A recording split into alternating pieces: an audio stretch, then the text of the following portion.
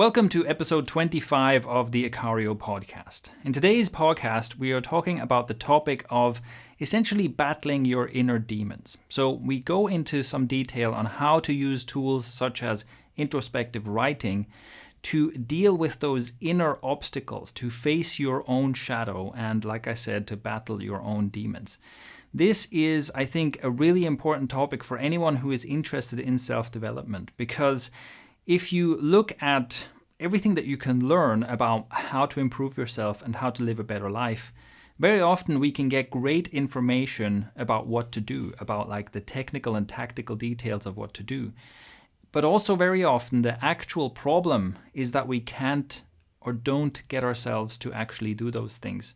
So even if we know what we need to do, there are often inner obstacles, and that could be based on, fears, inhibitions, anything like that, that is essentially blocking your own progress. So even if you know the recipe that would lead to the outcome you want, that would lead to the success you want, the real problem, the real obstacle is something within you, is something emotional. And today we talk about specific and practical ways in which to overcome such obstacles. You can find the show notes for today's episode at ikario.com/025 for episode 25. Now, before we get into the content of today's episode, there is a strange issue that I want to talk about. And basically, I find myself in a difficult position here, because what seems to be happening on the Ikario podcast YouTube channel is that comments are disappearing. I first noticed this happening a few weeks ago. Well, what would happen is I'd get an email notification from YouTube saying someone left a comment on this video, and in that notification I can see the entire comment. And I can see that it's a legitimate comment, and I can often also recognize the person who sent the comment because they're one of our customers or they're a community member or something. But then when I go to reply, the comment is nowhere to be found, and it's also not in the deleted comments or in the spam. The main thing I wanted to say here and that I want to clarify is we are not deleting your comments. Obviously, there are sometimes, blatantly spam comments that make it through the filter. If someone has like a click here to meet sexy singles in your area, obviously that's a comment we delete.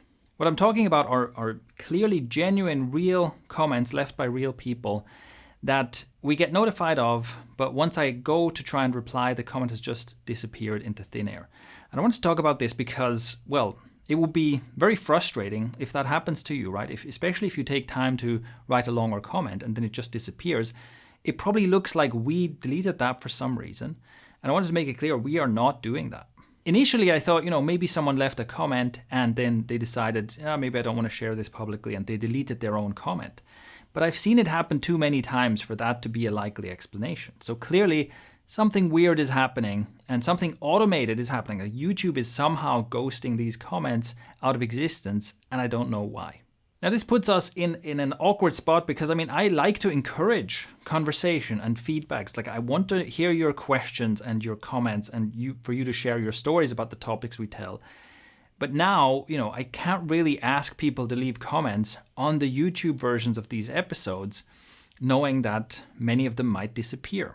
Even right now, my first thought is to ask you if you know about this problem. Do other YouTube creators have this problem? Do you know any solutions? I would like to ask for your input on this, but then who knows, you might go and leave a long detailed comment and nobody will ever see it. So that's pretty frustrating. Two things I can say about this. First, if you go to the show notes of an episode, that takes you to our own website where you can also leave comments. And there's not any kind of third party that can screw with your comment, right? There's no algorithm or anything like that that'll make your comment disappear for unknown reasons. So if you have a longer story to share or a longer comment to leave, then maybe that is a better place to do it. Another thing I'm considering to do is to go through those email notifications, since they contain the full comments, and read out some of those comments and share them here on the podcast so that we can read them out and reply to them, to essentially unearth those comments and give those people a voice anyway. Now, because there could be a potential privacy issue in case someone did actually decide to delete their own comment, I'll probably do this anonymized, but that's basically what I'm thinking right now. So we'll see how this unfolds, and I'll try to learn more about this, but I just wanted to make it very clear, we are not deleting your legit comments. We're not censoring anyone. It's also, if someone has a question or if someone disagrees with something we say or whatever, we don't delete comments because of that. And I wanted to be very, very clear about that. So with that out of the way, that is the strange story of the disappearing comments. With that out of the way, let's get into today's episode.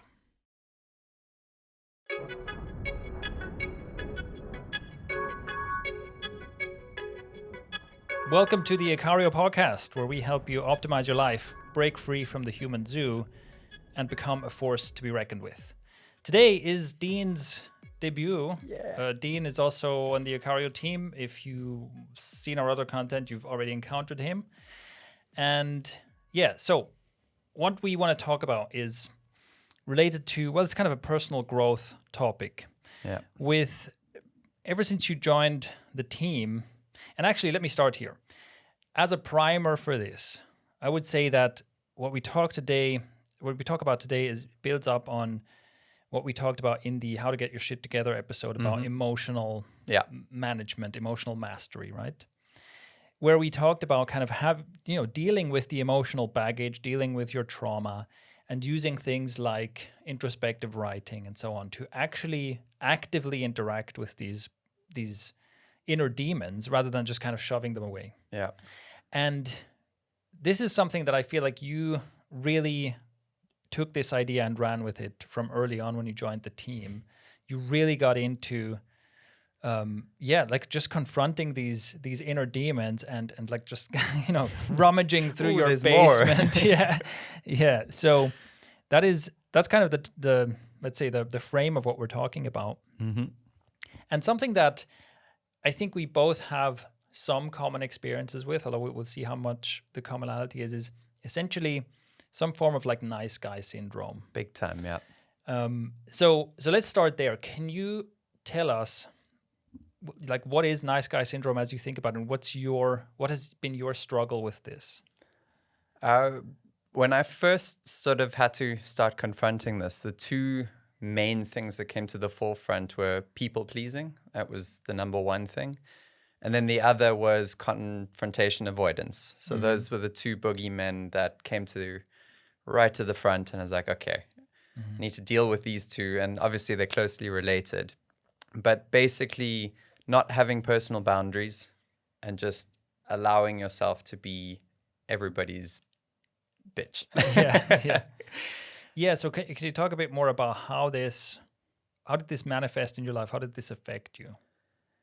I think it most affected me in work because that's where I could see it affecting literally my life in terms of financial gains. Yeah. So when I would get a new client as a freelance video worker, there would be favors. Oh, can you do this? Can you change the edit? And it was just yes to everything. So that was very obvious to see. Like I wouldn't say no to things like that, but also I would just give unnecessarily, nobody forced that on me. So I would charge less, for example. That would be one example. Just I want to be like, oh yeah, I want to be good. I want to be the best client. I want to leave a good impression. So I would undercharge. But why? Yeah. I never quite understood that, and it bothered me about myself. But I couldn't change it because that would mean this is where the confrontation comes in. That I would have to kind of step up and confront and say, I should be charging more, and it just gets muddled up then. And to avoid all those confusing feelings, you just kind of remain there and you brush it off constantly. You're just brushing off these negative feelings that you have and you're learning to live with them. And so I was never earning enough because I was always just running in circles, trying to make people happy rather than saying, you know what, this is a business and I'm offering a service at a certain value. Yeah, I mean, I have a similar experience with this, I think, where for me, I wouldn't call it people pleasing.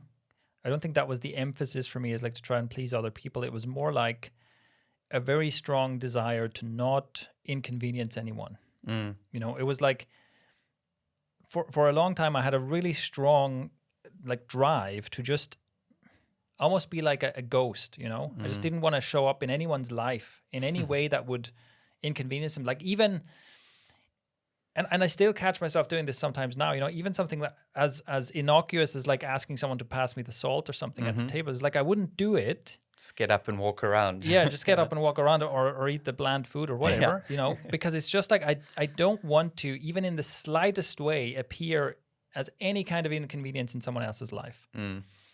And another manifestation for me of this was that I'm notoriously bad at asking for help. It will just, and the thing is, it won't even occur to me, you know. I can be struggling with something where the obvious, simple solution would be just ask someone to help you out. And it just won't occur to me at all. And yeah, I think it is also kind of nice guy syndrome. It's like this kind of staying small, staying out of people's way. And yeah, and I also had this experience of becoming a bit of a doormat for people in the sense that for a long time, I did a lot of work for free as well. Again, kind of not even questioning it, you know, not even, for me, I feel like it wasn't that I felt like I'm going to do this so that people like me or something like that. It was more like it didn't occur to me that my time was valuable. Yeah, you know? that's more it, definitely. Yeah, it only happened later where you kind of realize you're repeating the problem. Yeah.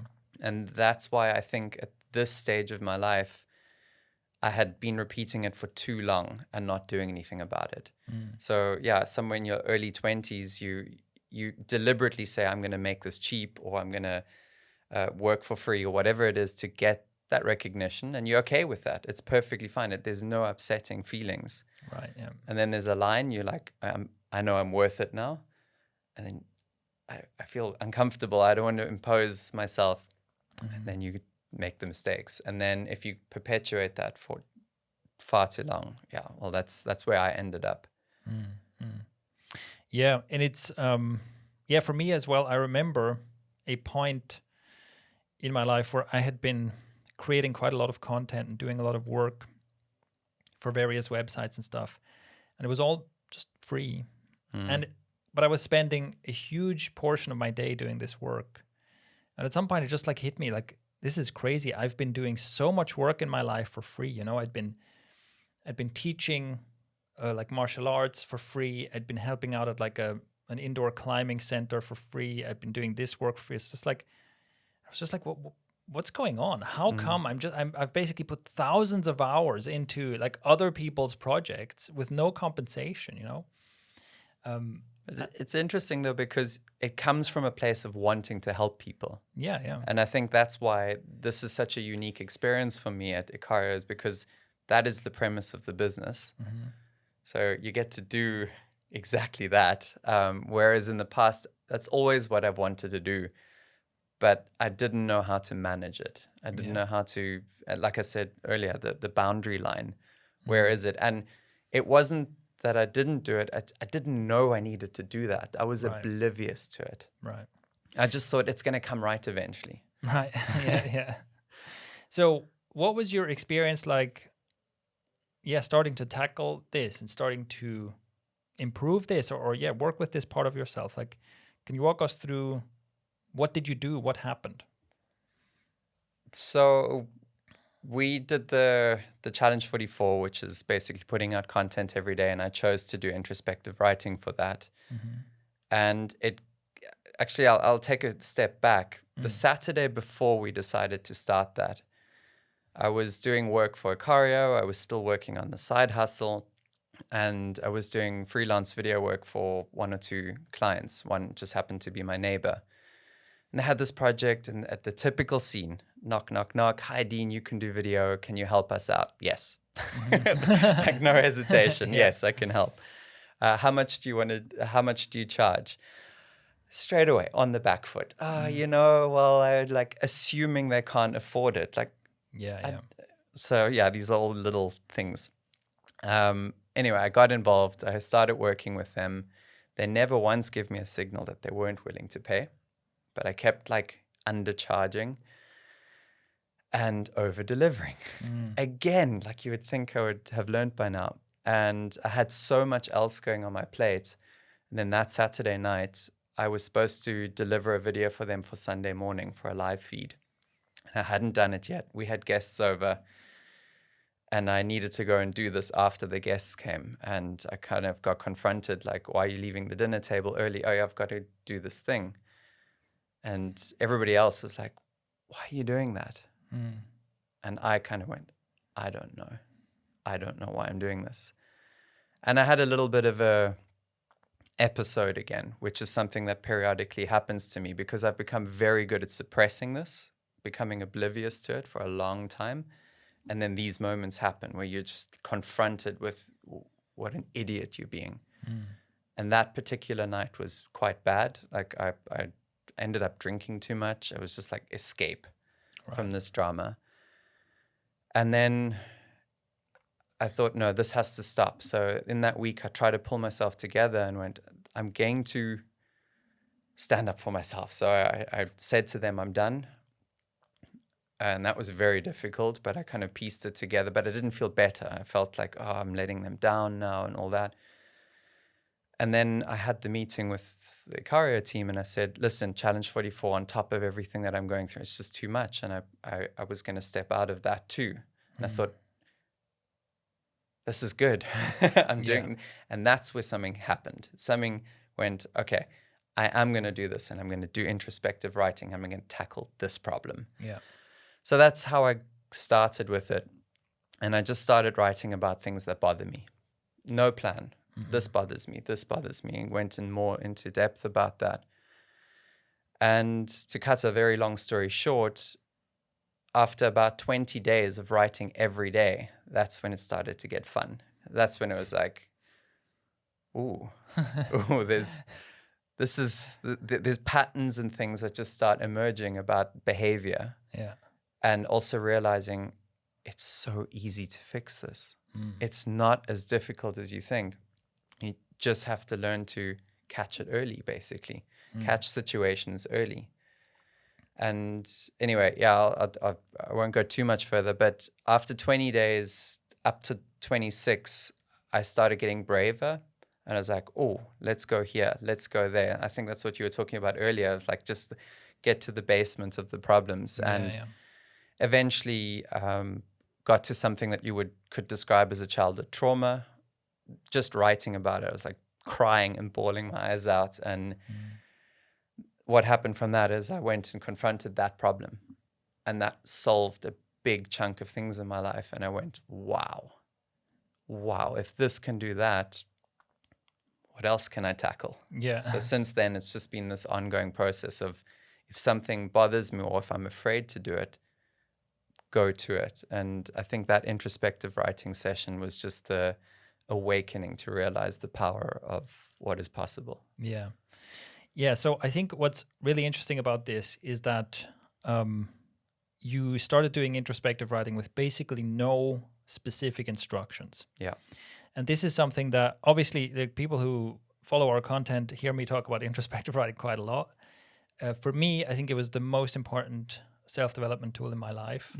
And it really is like, yes, of course, having specific writing prompts, having specific, like, do this in this order, it can be useful. But I think it's great that you tell this story because it's worth emphasizing that just introspective writing with no greater plan can be incredibly powerful if you stick with it for long enough. That's what it is. Yeah. Yeah. If you just write about, like you say, you just basically write about yourself. You write about your inner world.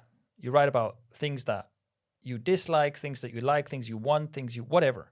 And that's important because it wasn't all just dislike. I after 5 or 6 days, I was like, I actually need to go somewhere else. And I write about fun things. Yeah. But you just essentially use writing to explore your inner world and your experiences. And one of the things that I heard from what you said that has happened to me as well quite a lot is that certain things are of such a nature that all you need to do is shine a light on them and they go away. So it's almost like if you think about it as like inner demons, right? You're fighting inner demons. Well, some of your inner demons they only seem like demons in the shadows. You see like the two menacing eyes in the shadows. Like once you shine a flashlight there, it's like a little creature that just like scurries away, And certain problems really only seem terrifying when they're kept in the dark. And the moment you just write about it, it's like, here's the thing I always do. In this situation, I always do this.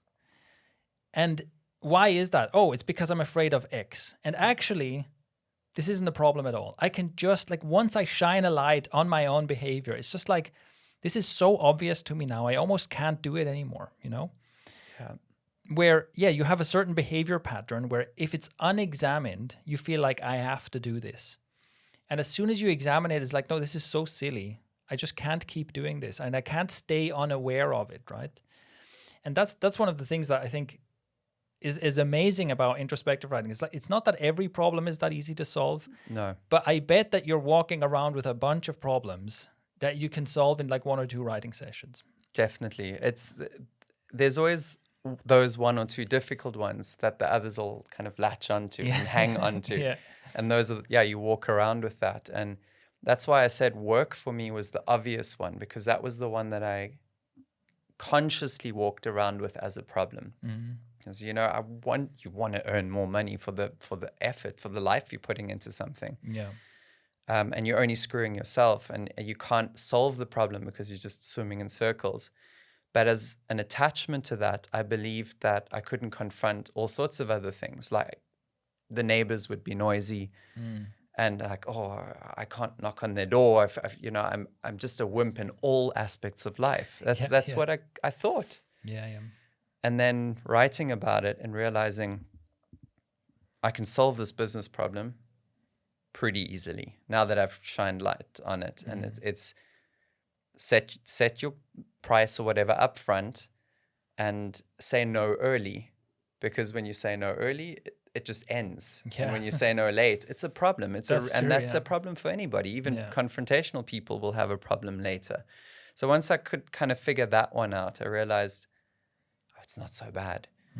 And since then, this momentum goes that little confrontational things are becoming easier, way easier. Let me double down on that. I think that's a really good lesson for anyone who has a nice guy syndrome of any kind. Is what you just said there is actually super profound, right? Like saying no early is easy. It's the reason you dread saying no is because you've constantly put yourself in a situation where you already made a bunch of promises and you just cannot deliver. And now telling people like 4 weeks in, telling people, guys, I'm sorry, I can't do this. That's really uncomfortable. And it's important to realize that saying no it's not that hard. It's only that hard because basically, I love this expression, you fucked up a long time ago, right? When this happens, it's not that you made a mistake now. You fucked up a long time ago. That's totally why you're so deep in the shit now, right? And to realize that, hey, if I, instead of dragging this with me for 4 weeks and then having a super difficult conversation, if someone comes in and says, hey, can you do this for me? I say, no, I'm sorry, I can't. Okay, bye. That's it. It's no conflict at all. And that's one of those things where if you write about that and you realize this is what I'm doing, this is exactly what I'm doing, and I do it all the time, I will be in this situation where someone asks me something to do, and the part of me says, you can't do this is too much. But then out of my mouth comes, yeah, sure. Right? What was that? Once you realize that that's what you're doing and that the cost of that is that 4 weeks later, I'm going to have a super unpleasant conversation, then it suddenly becomes way easier to just be like, you know what? No, I can't. And that's it. That's exactly it. And all the attachment confrontations just fall away after that. It's amazing. And I think one of the big differences from the starting point was, like you said, kind of just figuring your way out through it. I was allowed to concentrate on the negatives for a while. Where I am now, I can almost concentrate on the positives now. So instead of trying to get to normal, it's like, how do I get to awesome? Oh, right. Yeah. And that's been a huge change. So instead of writing what I want change, it's what are my values? Because now I can spend time writing of that because nothing's bothering me so much anymore. And that is reinforcing the beginning again, because now with stronger values, it's like there's the borderlines that I needed to draw in the first place. And I'm not sure, do you think sometimes you should start with those values first, or it's messier? No, I think that starting with your pain is the thing to do, because look, like suffering has this quality about it where it's, oh God, I wish I could quote this properly. Yuval Noah Harari has on a podcast, he talked about suffering in a way that's just so well put. And I'll try to find this quote and put it in the show notes. It's just genius, right? The way he talks about it. But I'll try to reproduce this. Where it's basically like, if you think about the state of suffering and the states of like absence of suffering. So if everything is going well, you know, you're healthy, you're happy, everything's going well, it's like, that's almost not a sensation, you know? It's when that's the case, you're probably focused on other things. You know, you're focused on something that you're doing. You're focused on other people or something like that. It's when you're suffering focuses your attention into the here and now, right? You can't ignore suffering. In other words, like, look, if you had your finger in a vice right now and that gets crushed, your attention is absolutely focused on that finger. And there is no way to ignore that, right? It has this immediacy about it. And so that's why I think that because it has this focusing quality to it, it is absolutely right to focus on your suffering, to think about your suffering, and to start working with that, because it's just so immediately clear, you know? So yeah, I think that's the right thing to do. Start by writing about your suffering, about what bothers you, and so on. And writing can also be an outlet that, especially as a nice guy, or obviously also as a nice girl, right? You don't usually have, you know, because you don't allow yourself to express your anger or your discontent or whatever. And so being able to do it in writing, having the freedom to just say, I hate this, I hate that, and so on, you know, can be really liberating and can be a first step in kind of starting to open up to the deeper layers of this thing. So I think it's absolutely right to, start with your suffering, start with what bothers you. Yeah. I guess there's a challenge of knowing when to stop dealing with it, but that's what was so important for me, that it was a daily thing, because I've done writing in the past, and then you would get into it, you'd really enjoy it, you'd have that little aha moment, and you'd be content with that, walk away, and that was the end of it, and you'd find yourself in the same situation. But sitting on that for the first 30 days consistently, like I said, day 20, it's just, and the only way I can describe it is courage. Like you just like, I'm not afraid to say this now, say that now. I mean, there's so many other topics that I would like almost want to talk about because of this. Like, you know, I'll just mention it now, but like alcohol abuse, it's like a huge thing. Yeah. I would never have sat here a year ago and said I had an alcohol abuse problem. Right. Never. I would have been like, yeah, you know, I've got this thing that I'm like, I just need to watch. Yeah. So it's, yeah, brave. You become more and more brave when you start talking to yourself with honesty. And I think that's the key point. Yeah. It's self-honesty. Yes, actually, it's great that you bring that up. That is something I had to learn as well, is to trust that I can write and that nobody's going to see it. And because I had this fear of being judged by other people. And I also had some negative experiences with my privacy being invaded and stuff, you know, where it took me a while to feel safe, that it's like I can write anything here. Anything is okay, because nobody is ever going to see this. And you can even destroy what you wrote afterwards. Because that's one of the first things you need to cultivate when you are doing introspective writing, is it needs to be clear that you're not writing for anyone else. You're not writing for an audience. And it's also like, for example, I don't often use handwriting, but I do sometimes do handwritten notes. And my handwriting is so bad, I can barely read it. But it doesn't matter, because I'm not, you know, there's maybe part of you, if you start out doing this, there's maybe part of you that says, well, what would someone else say about this scribbling you're doing here, you know? Nothing. Nobody's going to see it, right? Grammatically, is it grammatically correct? Who cares? Yeah. So it's like, because a lot of us, I think, have been conditioned when we learn writing. It's all about, you do the writing, you get judged for it. You did this right, you did this wrong. Someone goes through it with a red marker, right? And you really have to unlearn that. It's not that kind of writing. You're writing for you and no one else. And you have to learn to be totally honest, like brutally honest with yourself. And that is something that maybe takes a bit of time. Definitely.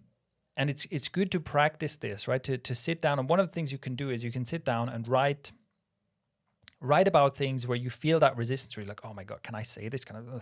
And I think that's also another factor in today's world, is that it's so easy to make a misstep if you publish something online, right? It's so easy to make a misstep that by some group, stays with you. Something you said is taken out of context and like, oh my God, he's a racist or he's a something, And so you have to be, so it's like when you're speaking publicly or writing publicly, you have to be like walking on eggshells. And if most of your communication happens in public places, on social media and so on, then you're probably trained yourself to be walking on eggshells. Yeah. And that's something you have to uncouple yourself from this mode of writing and be like, no, introspective writing is a different kind of writing where I'm just being brutally honest. And there's also, part of this is that your subjective experience is valid.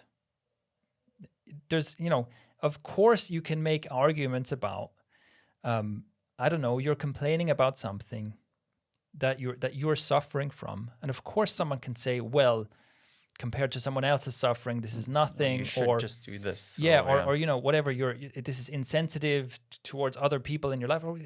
Look, it doesn't matter. It doesn't matter. Your subjective experience is that you're suffering. And that's true. It doesn't, in that sense, context doesn't matter, essentially, for your subjective experience, right? It is what it is. And so if you write down a bunch of stuff that is true, that you feel is difficult to express, and you can write it down and then like burn it, right? If you write it on paper, that gives you like the ultimate safety. You write it on paper and then you burn it. So absolutely for sure no one's ever going to see this. And that is something I did early on to practice being 100% honest with myself, So, because this self-honesty, that's something you can cultivate with writing, and it can then also turn into self-honesty like in your inner dialogue, right? Where you might notice that by default, your inner dialogue is also self-censoring as if someone's listening. And you can then start to soften that and start to get to the point where you can be 100% honest with yourself. And that's also, even just that is a very significant benefit. And it gets exciting as well. It's a very positive feeling when you tap into it, when it happens, and it's really interesting because those articles that had that moment where you're just like, you go into some kind of flow and you feel the emotional sort of overwhelm or welling up or tears or whatever it is that comes out. You as you're writing, it's just like it's just coming out, and then you think, oh my God, that was amazing. Let me read it again, and then you don't have that emotion. It's gone. Because you've done. released it. You've released it. It's happened. The writing's not good. It's not a great story, but every word was just like, oh, I can't get through this. And then I'd read it, and then I would start writing again. There it comes again. It's like, it's crazy when that happens. Yeah, and that also shows you that really it is a process, right? It's a process to do this kind of writing that is different from any other kind of writing. It's not the same as writing a story or something like that. So the introspective writing, I think it's good that we talked about this because it gives a bit more guidance for anyone who's interested in pursuing this. Another thing I want to talk about that you mentioned early on that I think is a very important topic for people with nice guy syndrome is boundaries, personal boundaries. So I had this problem as well, again, because it's like I had this fear of, or maybe fear is the right word, like fear of inconveniencing anyone else in any way. I had basically no personal boundaries, and I didn't feel like, in a way, that one way to put it is like I feel like I didn't have a right to exist. Okay, so like my mere existence is like an inconvenience to other people, and I have to apologize for it almost, you know. So, and yeah, this is probably about as far away as you can get from having personal boundaries, you know. It's like apologizing for your very existence, you know. So this is something I had to learn, to have personal boundaries and to learn that that's okay to do. And yeah, I'd be curious to know, like with your experience of going from not having personal boundaries to creating and enforcing personal boundaries, like what was your experience like with that?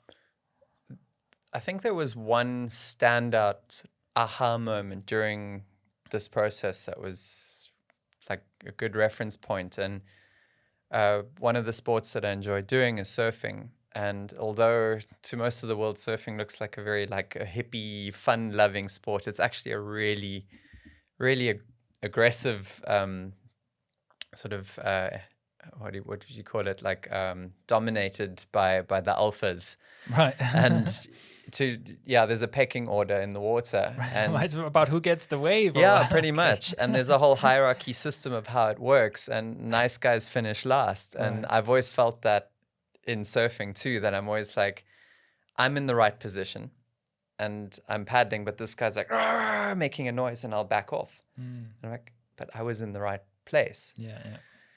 And it's always bothered me. And basically, this is one of the effects of being a nice guy like that, is that instead of being bitter, you get bitter at that person. And you're like, he's such an asshole.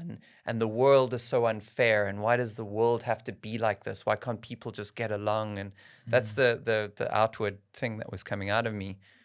And then it turns into like, I'm just such an asshole. Why did I let that happen? So these are all that noise that happens in your head, which is what needs to come out.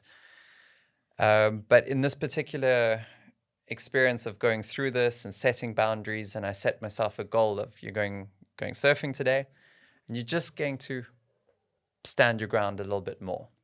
I didn't even know what that meant. And I paddled out, and there came a situation where some younger guy was like shouting like, no, it's my wave. But I was technically in the right position, and I just went for it.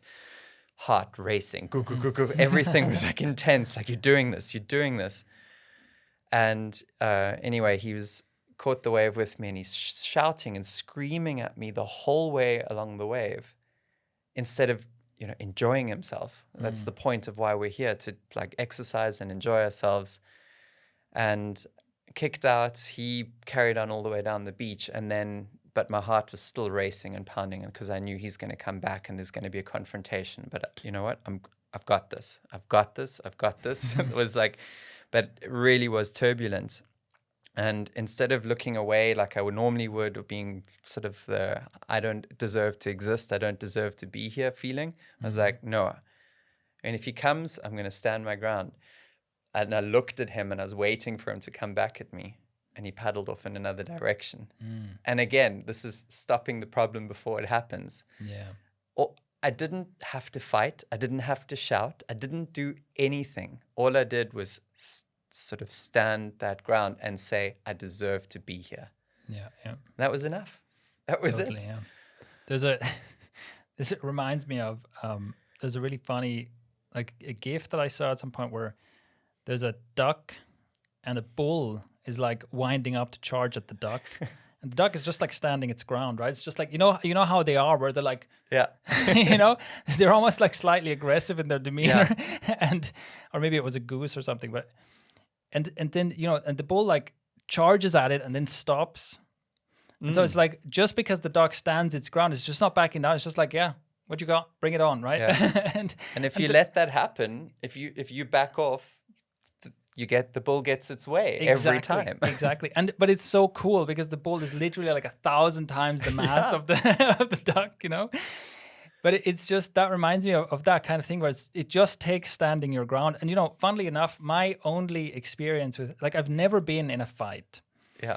But I have been in several situations where someone was trying to start a fight with me. And all I did was just like nothing, basically. Yeah. just not backing down, not responding, and it just fizzles out. It's like they come at you, and the energy as you're standing there, the energy just like deflates, and then they're like, yeah, okay, bro, bye. And then they walk off, So it's like, I feel like that's that effect of you're just a duck that doesn't move. You're just like, okay, let's see what happens. And that's a really interesting, like almost physical example of standing your ground, right? Of saying, no, I'm here, deal with it, right? Yeah. But also with your, with this description, I think it's an important aspect of this is that you have to take these insights and find ways to practice them in the real world. Take them into the world, and that was actually instructed to me. I went to a psychologist while I was doing the writing, and it was after the 20 days when it started getting serious. And I thought, let me go and speak to a professional just to see, like, am I potentially doing damage here? Because it started getting to that point where I'm bringing up old stuff from childhood and like, is this necessary? And his advice was, take what you've done and make it practical, as you said. And he said that you can afford to be an inconvenience to people. So go out into the world, if you're a nice guy, and be a little bit of a dick. Yeah. Like order a coffee and send it back. And he said, just do little things like that. So I did that, and it felt really awkward. Again, your heart's racing over something so silly. Yeah. But the desensitization practice from that goes quickly. I mean, it takes 4 or 5 little moments, and you're like, this feels good. And you realize, so for me, the most important thing is just to realize how the world goes on. It does. It's about something where you feel like, I can't do this. This is so rude or something. And then you do it, and it's just like, yeah, okay, here you go. Nobody cared, And so that's, I think that's a really important aspect, like to take these insights you gain through introspective writing and find ways to give yourself real world exposure and like test your, you want to step outside your comfort zone, right? To expand that and to test your new behavior. So I think that your example with surfing is a great example of how to do that in a very specific context, right?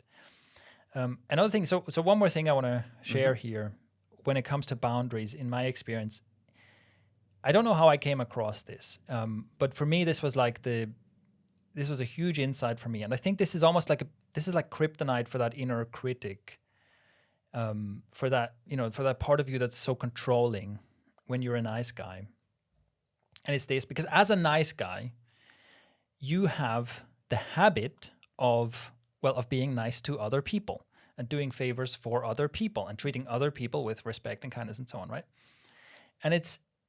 And here's the thing. It's like you can essentially use this against your nice guy tendencies with one very simple thought.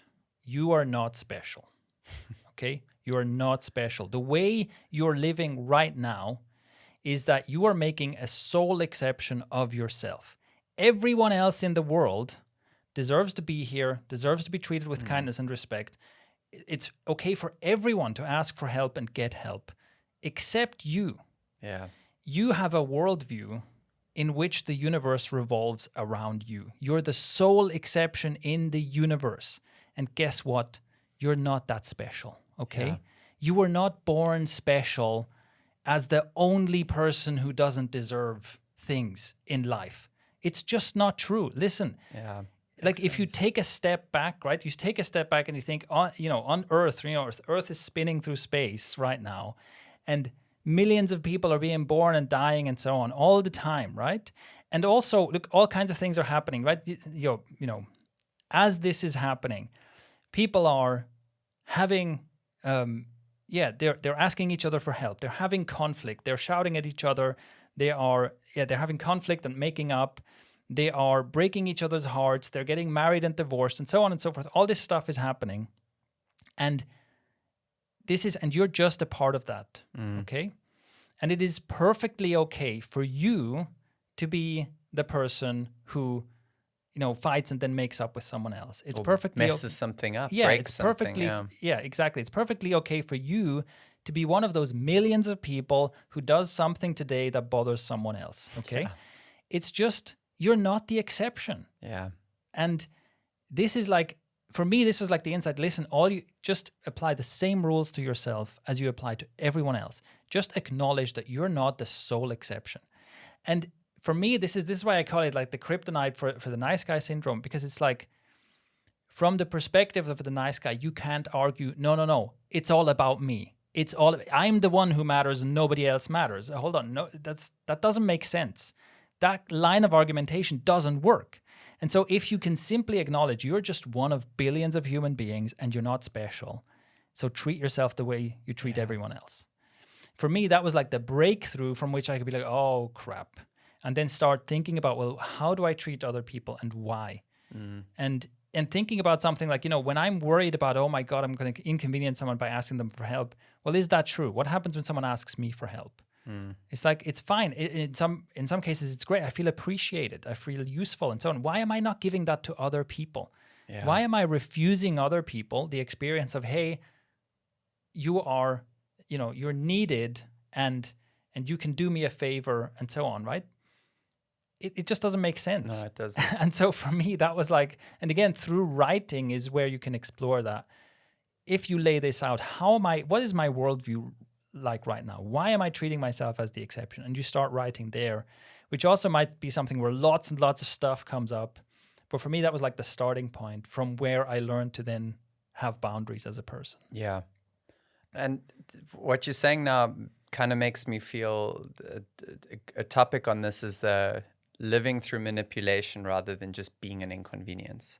Oh, yeah. And that was a big part of how I lived my life up until this point. And even now, it's still a difficult thing that I have to deal with. And even just with you, we were talking on Slack the other day, and I didn't straight up ask, can you give this to me, Shane? It was like, right. I need this thing because, it would be good if, like, no, Shane, I need the thing. Yeah. So it's like instead of, you don't want to inconvenience people, so you try to manipulate other people, or you hope that they read between the lines or something. Yeah. But I'm actually inconveniencing you more, right? I'm using more of your time. Yeah. And that's where this is so interesting, because like in trying to be nice, you're actually making it worse for yourself and the other person. Not being direct is, and when you make that connection, it's hard not to just start being direct. Yeah. It's like you can't go back. Yeah. And that's why this whole year has been so sort of a big, deep, fundamental change in my life, is because you can't go back. Where, although you can't go back in terms of insight, right? It's like there's things you learn that you can never unlearn that. But in terms of like habits can die hard. Yeah. So, and there are things where, also for me, I still sometimes catch myself in some of these, in behavior that's like tinted by that old view of myself, where I have to realize, I'm doing that thing again. And then practice again. You have to bring it into the real world where you realize, I'm doing that thing again. And then you deliberately do it differently. And that can be a long process, right? Because for a lot of us, these behaviors are like deeply ingrained, come from very early childhood experiences. And there are some things that just like resolve like that, but some things it's a process. But the great thing is, like you say, once you have the insight, you can't unlearn it. And then it's just a matter of practicing and of like staying alert, right? Staying alert. When am I doing this? Being aware of when am I doing this? And finding those opportunities where you say, this is the kind of thing. And sometimes it's even retrospective, in this meeting, I did the thing again where I didn't have any personal boundaries. Yeah. And you can think about, and I've also done this through writing, right? Where I go, okay, I realized that in that meeting yesterday, I fell into these old behavior patterns. And you write about, here's what happened. Here's what I think I should have done.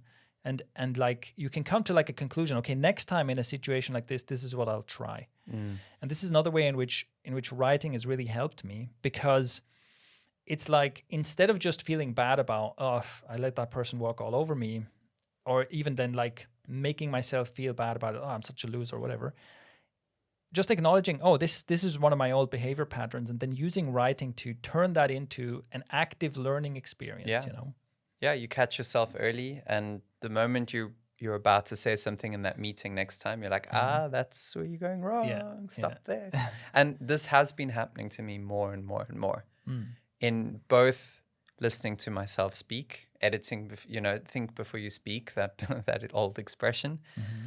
And then also in terms of what I call the drama queen in me is like, I often, it's part of that manipulation tactic is that you'll make a scene to get sort of sympathy from other people. You'll blow something up and you suffer it more. Like I have suffered problems more than they needed suffering because I made a scene out of it. Right. But what's interesting to me is what you said earlier explains that. I was putting myself at the center of my own universe, and it's just not necessary. When the Ikario YouTube channel went down, that was because of something that I had done. But I had to sit there quietly. I wrote about it. You're not going to make a drama out of this. It's a shit situation. It really is shit, and it was a big problem. And there's lessons to be learned in this, but it was like, we're going to handle this and we're going to do the best we can. And that's where I noticed without writing, that wouldn't have happened. Yeah. That was a big test. That was a big test of your growth so far. Yeah, this is cool. So I think that's a pretty good place to wrap it up. So because I feel like we have provided anyone who wants to explore this, like here are a whole bunch of tools to try out. I hope that this encourages some people to just start writing. Yeah.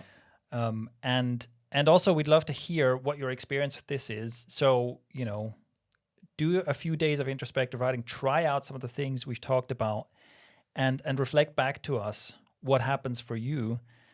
You can leave a comment in the show notes or on YouTube or wherever. You can also leave a voice message.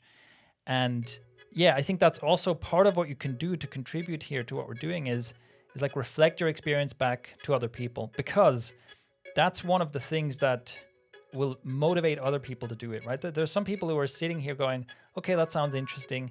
But if they read your story of here's what I did and here's what happened to me, and then someone else's story and someone else, they go, oh my God, I really need to do this, right? So I think with something like this, if you do this and you share your own experience, you can really help spread this to more people, and you can basically contribute to having people do this work and change their lives. So I highly encourage you to do that, and I look forward to hearing some stories from our listeners. It helps you and it helps us.